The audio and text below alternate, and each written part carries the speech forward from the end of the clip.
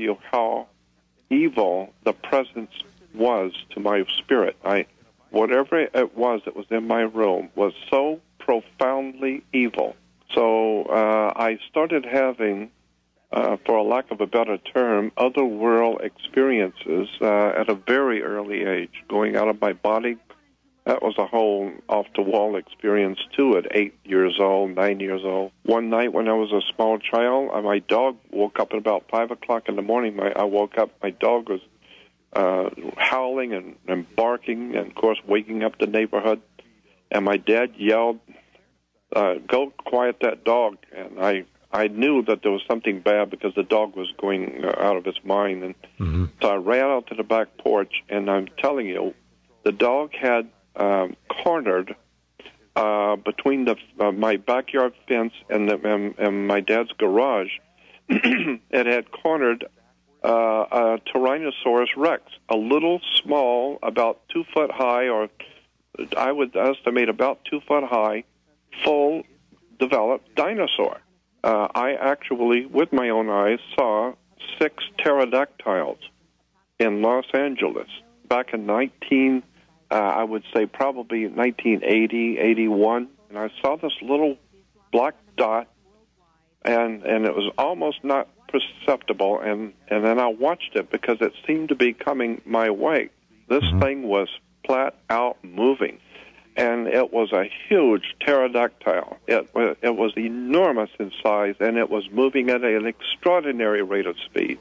And on Saturday morning, I was in a restaurant back in '59, and there was a young little girl sitting next to me, and I started a conversation, and so we became very good friends.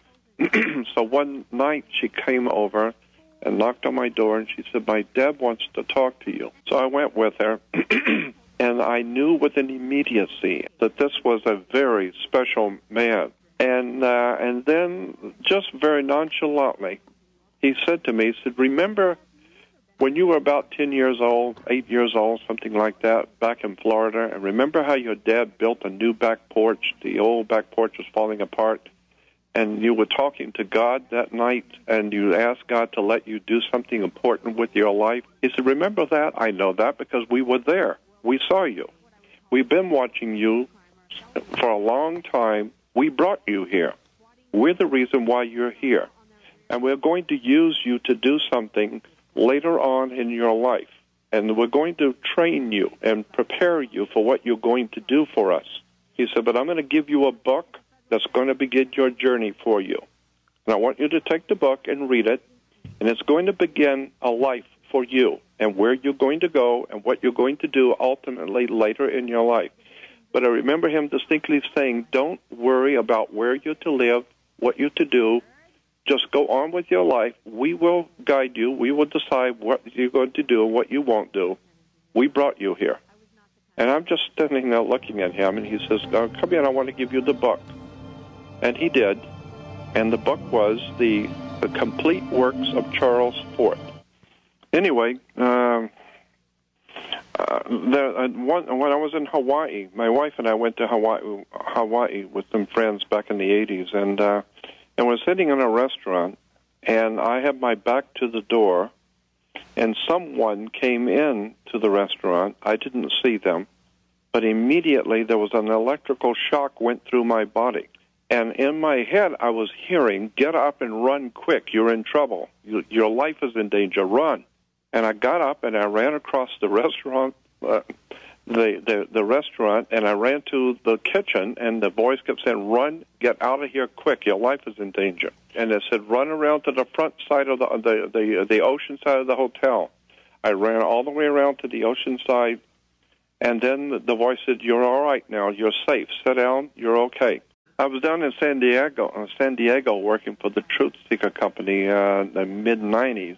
I woke up, and there was an angel. All I can tell you is it was a typical, what you would vision an angel to be, with huge, beautiful wings glowing, but I could not see the face very well, and I realized the moment I saw it, it was neither male nor female. Instantly, I knew that. Mm-hmm. But it was a very powerful presence, a glowing kind of angel. for the lack of a better description. And it had a sword in his hand. It had a sword, but the blade was fire. It was burnt. You could hear the crackling fire, and the sword was pointed at my face. And so when I woke up, I saw this sword, which was actually the blade was fire, but it was pointing exactly at my face. Well, I'd yell too. And I jumped up and yelled and jumped up, and my heart was pounding. And it stood there for a moment. It pulled the sword up, straight up over to its face, straight up, and it just stood there looking at me, and then it began to quickly disappear.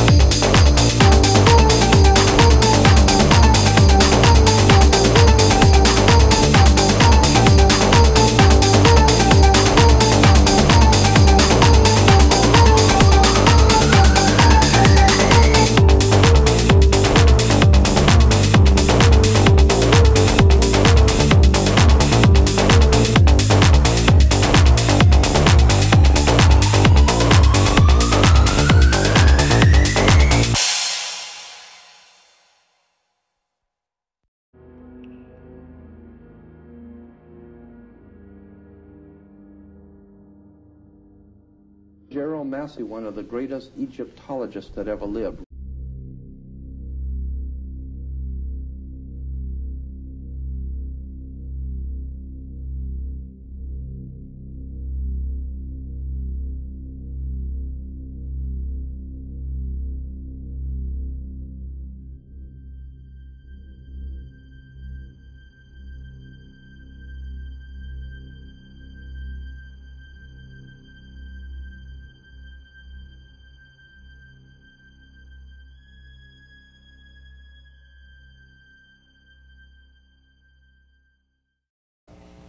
in what we would call the white man system, which is a Druidic, Northern European religio-political economic system.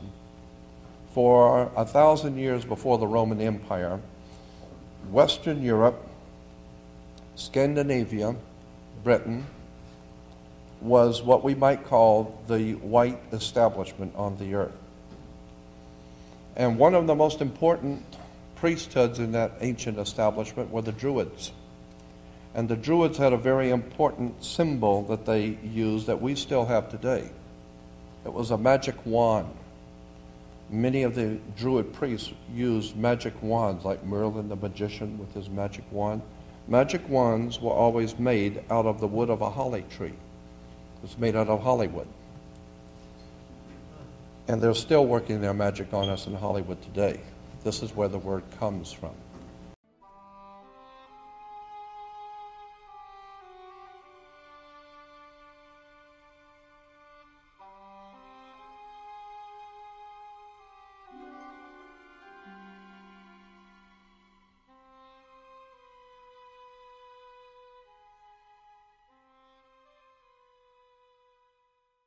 And Rabbi Marvin S. Antelman, some 35 years ago, Marvin Antelman, A-N-T-E-L-M-A-N-N, Marvin Antelman of Newton, Massachusetts, was 35 years ago president of the American Rabbinical Association. And he and I were very close friends for many years. I used to chide him all the time about his understanding of the Bible. But Rabbi Antelman, president of the American Rabbinical Association, I used to talk with a rabbi who was the president of the American Rabbinical Association back in the mid-60s. He lived in Newton, Massachusetts, and he was the president of all American rabbis. And he and I used to sit for hours and talk. And I asked him once, Rabbi, tell me the truth. You're not talking to a fool now, you're talking to me. Tell me the truth. Was there a King Solomon and a King David?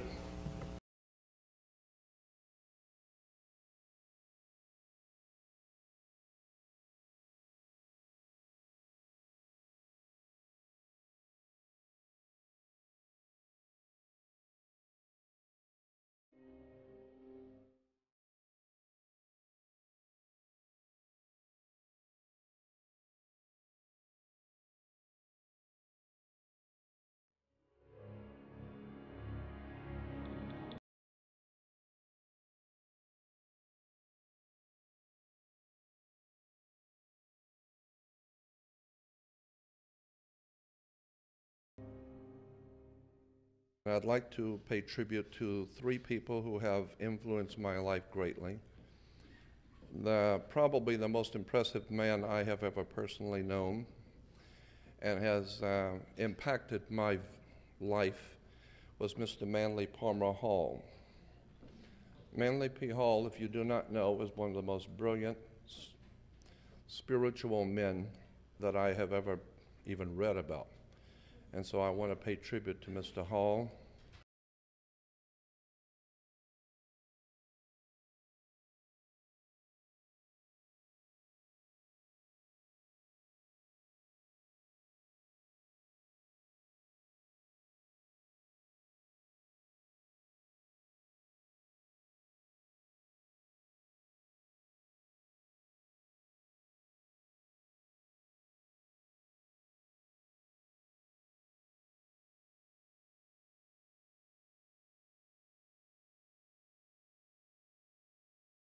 I'm very honored to have in the audience Sir Laurence Gardner. I have been impressed with his brilliance and his work, and I'm delighted to have him in my audience. Carry on, Laurence.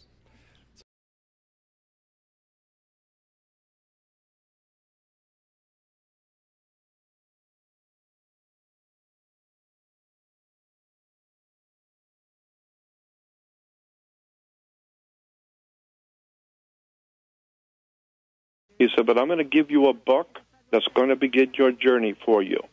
And I want you to take the book and read it, and it's going to begin a life for you and where you're going to go and what you're going to do ultimately later in your life. But I remember him distinctly saying, don't worry about where you're to live, what you're to do. Just go on with your life. We will guide you. We will decide what you're going to do and what you won't do. We brought you here.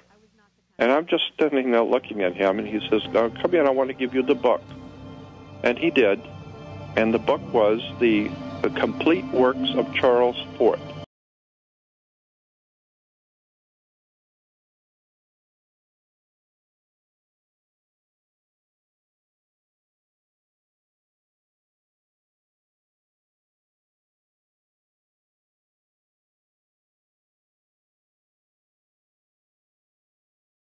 So I grew up hearing this kind of conversation, and my grandfather was a senator, and my great-grandfather was a congressman. I have two living uncles today who are federal judges. So I grew up around hearing this type of conversation in the family about intrigue and politics and the behind-the-scenes stuff going on in world religion. At the ripe old age of 17, I decided that I wanted to find out if there was a bottom to this issue. And I began my research and study into theology and all of the arcane or occult theologies of the world. I was fascinated by some of the most powerful movements in the world.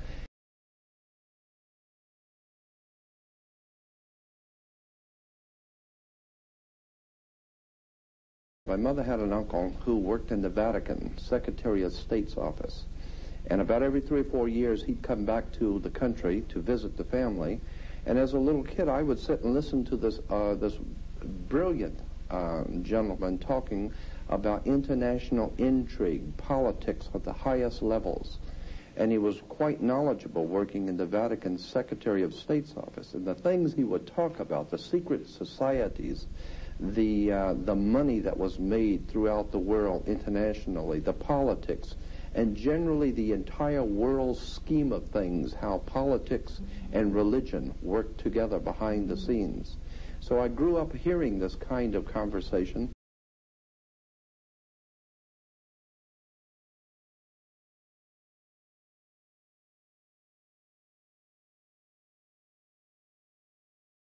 My mother had an uncle who worked in the Vatican Secretary of State's office when I was a child. I had two federal judges. My mother had two federal judges as uncles that I grew up with in my hometown. My great-grandfather was a senator from the state of Florida.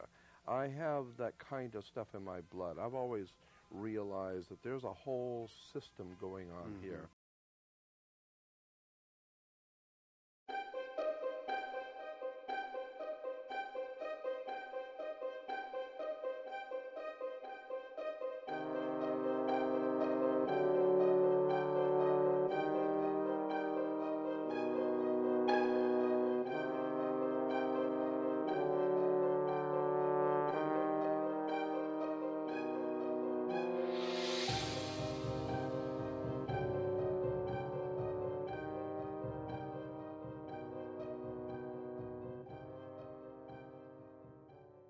All I'm asking the public to do is do a little research. See if what I'm saying is wrong and judge for yourself.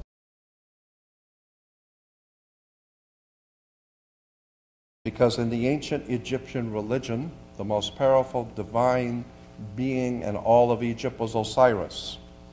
And Osiris said that the gods who came from the star system of Osiris, or the star system of Sirius, came to this earth. This was the teachings of the ancient Egyptians, that the gods, aliens if you please, came from another world called Sirius, and they came here and set up a divine arrangement.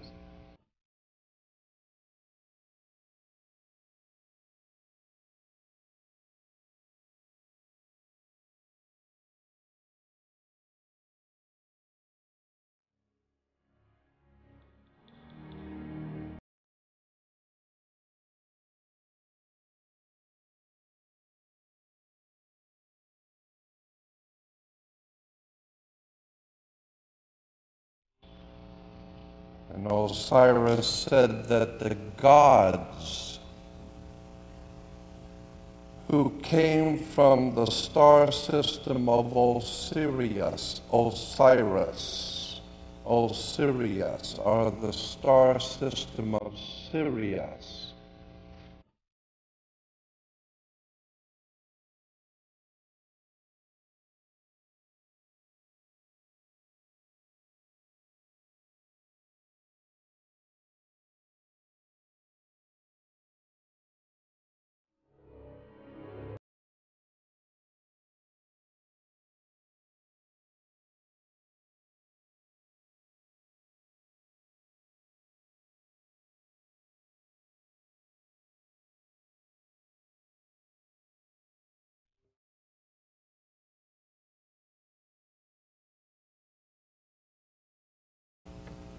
As I said, he was called the risen Savior.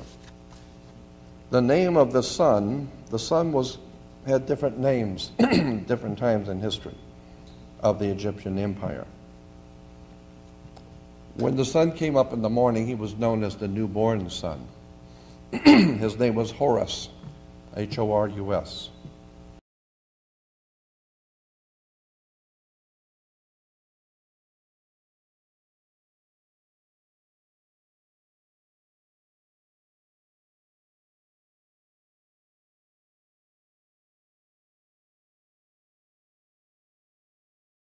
One of the names in the ancient Greek for Horus was Iosis.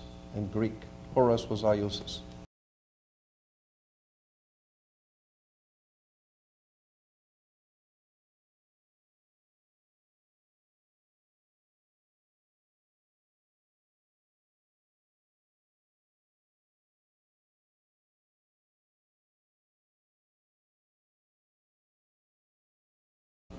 Jesus, according to the reference works for thousands of years, is the sun.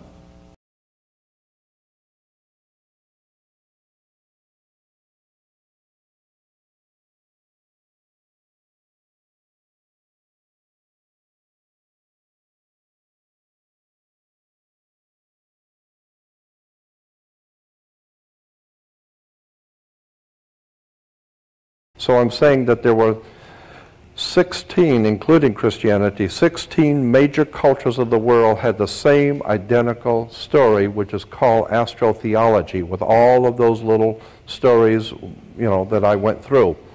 Now, whether there was an actual man named Jesus or not, I don't know. I wasn't there. But what I do know from 43 years of studying this one subject is that there were 15 other cultures that had the same identical story.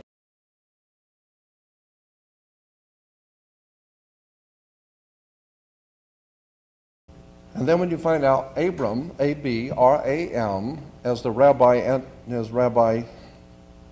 was going to give his name, as the rabbi said to me, Abraham's first name was actually Abram, A-B-R-A-M, because in the ancient Hebrew, A-B, Ab, is father. And Ram, R-A-M, is Aries, the ram. The constellation of the ram is Aries, the ram. This is why when Moses comes down from the mountain with the 10 Commandments, and he sees the children,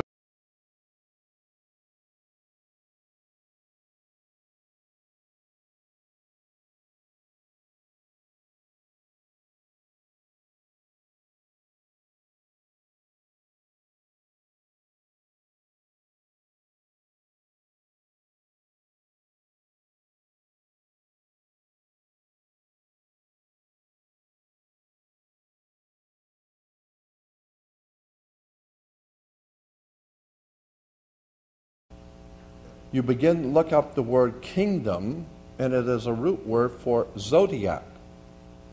So what the master teacher, the enlightened one, was telling us is that let thy kingdom, the zodiological, astrological complication of the heavens, is the kingdom of God.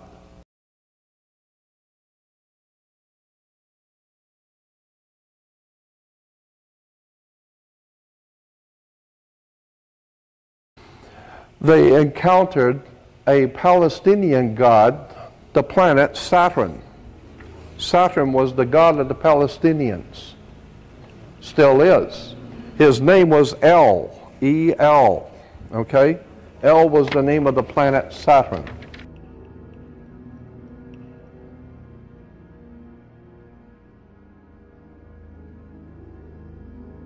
Elohim is not the word God.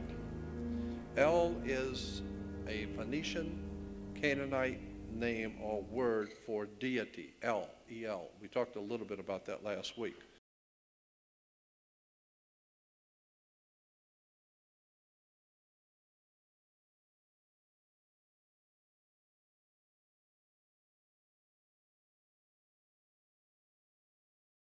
Go back and read the Ten Commandments. You'll find out, first of all, there's two different renditions of the Ten Commandments in Genesis. One says one thing, one says the other.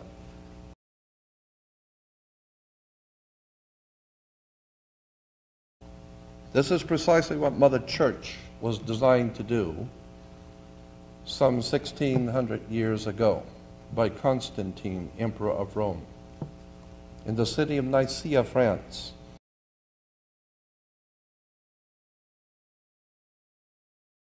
Emperor Constantine called together all of the magic practicing priests of the Roman Empire.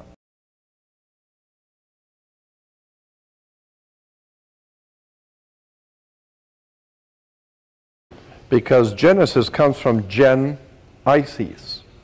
Gen is the word for generation. To generate something, where it begins is to generate. Isis in Egypt was female wisdom. You put the two together and it becomes Gen Isis or Genesis.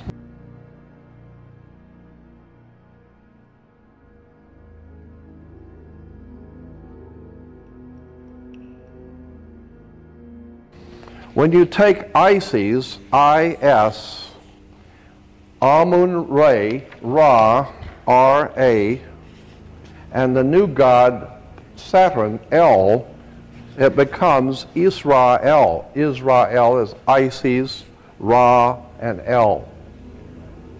The three names of the ancient gods of the ancient world. Israel is Isis, Amun-Ra, and El.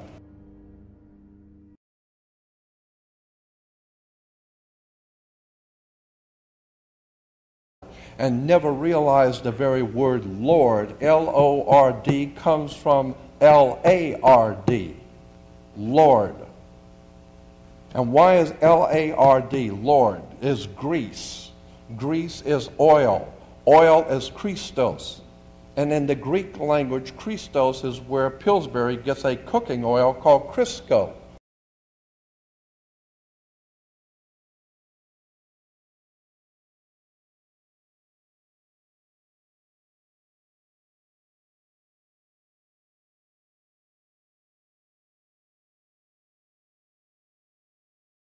Now, let me throw this in real quick. When the Dead Sea Scrolls were found in 1948, and 1947, 1 year before the Dead Sea Scrolls were found, there was another set of scrolls found that very few people know about. They're called the Nag Hammadi, N-A-G, Nag Hammadi manuscripts. The Nag Hammadi manuscripts were found in Egypt in a little town called Nag Hammadi. And today, there are huge reference books in the big bookstores. Go in there and ask for the books on the Nag Hammadi manuscripts, and you will find that 1 year before the Dead Sea Scrolls were found, in the Qumran community, which is up in what we call the Holy Land, in Egypt, in a little town called Nag Hammadi, a huge group of manuscripts were found. And in those manuscripts, they know by the writings and by all the surrounding evidence that those Nag Hammadi manuscripts were at least 200 years before Jesus would have been born. And it was in Egypt, not the Holy Land. And the Nag Hammadi manuscripts, 200 years before Jesus would have been born, talks about Jesus. He walked the earth, he did this, he healed the sick, he raised the dead, he was this, he was that, and it has all these strange stories about Jesus as a child.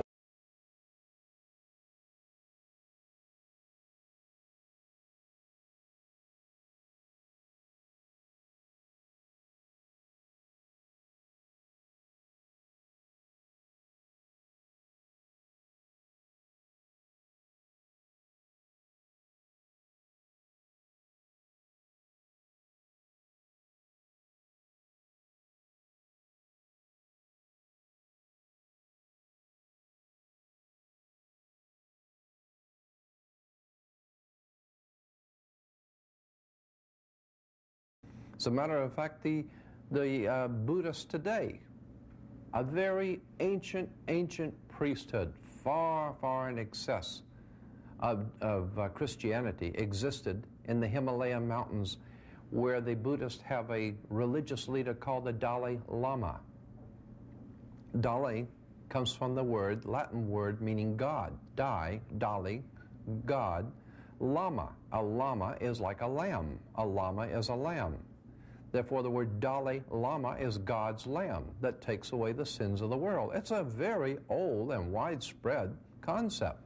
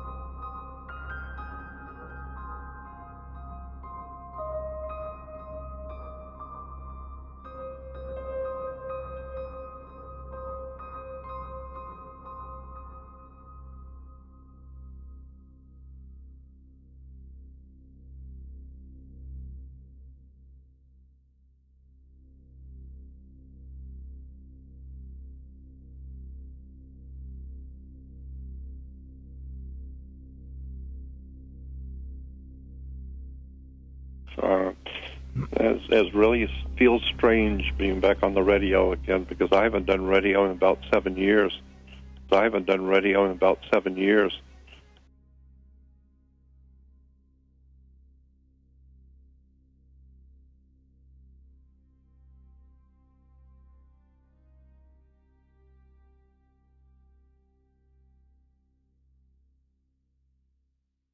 We brought you here to do something.